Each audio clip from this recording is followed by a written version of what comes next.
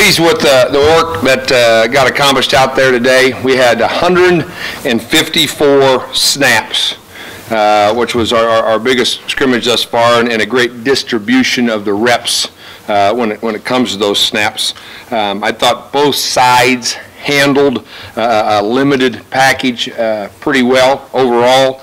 But to win in this league, you got to be able to throw and catch the football. And that's an area that we still need a great improvement in as we move forward. I think anyone who knows me knows that I run a disciplined program where the highest of character and integrity is demanded out of anybody that represents this program. Simultaneously, I think it is one of my responsibilities, if not one of my greater responsibilities, to help young, sometimes immature young men become men. Okay? With that in mind, there are times that a player deserves a second chance. There are extreme times even that they may need a third opportunity. In the end, it's a privilege and an honor to be a part of this football program and represent Iowa State football, Iowa State athletics, and Iowa State University. David Irving has exhausted that privilege to represent this football program by not meeting the expectations that we've laid out for him. David Irving has been dismissed from our football team. Best they've looked this spring, 13th practice. I thought they really leveraged the ball well. Thought they took care of the upfield shoulder for the most part. I thought they tackled well, and part of tackling well is game tackling. And I thought they had a lot of people around the football. He's responded from missing the first two practices and came back and worked diligently. He's been coachable.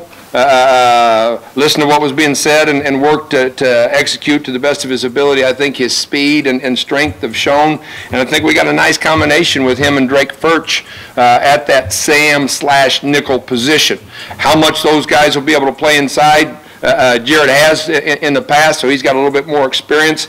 He's physically more capable because he's a very strong person for his body weight. But yeah, I think his speed and athleticism showed up today. As I reminded Mark last week, if he's not our best offensive football player, he's one of two, and getting him the ball will come as a shock to anybody. All opponents are us. Nothing yet, because he could get a bulk of reps Monday and Wednesday with the ones or twos, and the thing about a quarterback rotation and getting guys reps, you got to stay on that cycle a little bit, and if it falls on this particular Saturday, it falls on this particular Saturday, and then you roll to Monday and you roll to Tuesday, and you grade this film and see what shakes out the last 2 days. So yeah, nothing in any kind of final form should be read into that. No, not at all as far as the job is concerned. Part of the handcuffing is on ourselves with three quarterbacks to rep.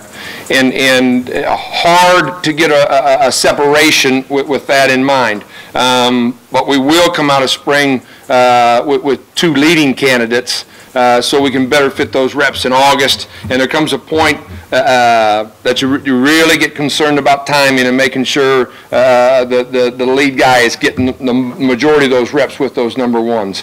Whether I'll announce that in April when we get through practice Wednesday, or we'll wait to see what happens in August. You got to remember there's a lot of things that can happen May, June, and July leading up to August that could change things. I believe he did. From my vantage point, there was good composure back there and getting people lined up and running the offense. We had a couple 40-second violations that could have been called that were more of a sideline coaching mistake than they were on the quarterbacks.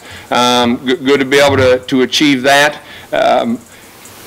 We have not thrown in wind like that. This is only the second day we've been outside. The first scrimmage that we were out, we had pretty much ideal conditions. So I think the wind affected some of their balls, Grant's included. But yeah, I would say Grant was probably the top performer of the day. That doesn't put him on top of the stack necessarily. This was a mild wind day compared to the day that we saw him compete 7-on-7 in the June before his senior year. And we allowed all the teams to choose what direction they wanted to play the game. Well, everybody offensively wanted to go with the wind, and Ankeny that day went into the wind because Joel was the only quarterback on the field that could cut the wind and throw a normal ball with the conditions. And it was confirmed to me that day that there was no question he was a quarterback. The discussion really never came up with family because it was nothing that we even ever, flip-flapped on him. He was always a quarterback to us, and we ignored the talk. I think the play of the defense overall, I thought with the limited playbook, I thought it would favor the offense, quite honestly. And the defense really stepped up and played together. They played with energy and performed well. Defensive line is challenged, and we've talked this spring about 3 junior college defensive linemen coming in. Young people are going to have to play. They were out there today. Devlin Cousin is still young. Robbie Garcia is a baby. Vernell Trent's a baby. Pierre Aka didn't get it finished because of a sprained ankle, and he's missed half a spring with a concussion from early. Those guys are all going to have to mature and develop and grow, and 3 junior college players are going to have to come in and contribute in an accelerated manner.